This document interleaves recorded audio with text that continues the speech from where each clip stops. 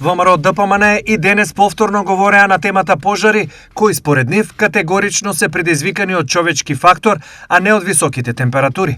СДСМ од друга страна поднесува амандман во собранието за обезбедување на 1 милиарда денари финансии за помош на настраданите во Кочанската трагедија. Секојдневно сме сведоци на потпалување на пожари ширум Македонија.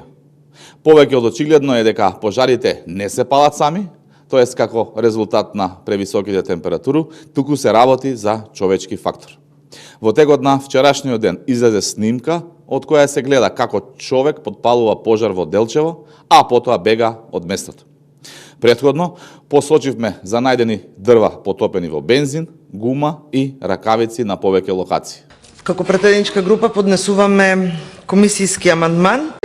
Со овој амандман се предлага да се обезбедат средства во износ од 1 милиарда и 20 милиони денари за финансиска поддршка на повредените и семејствата на починатите лица во несреќата од дискотеката во Кочани, како и обезбедување на средства за реновирање и набавка на неопходна медицинска опрема за општата болница во Кочани.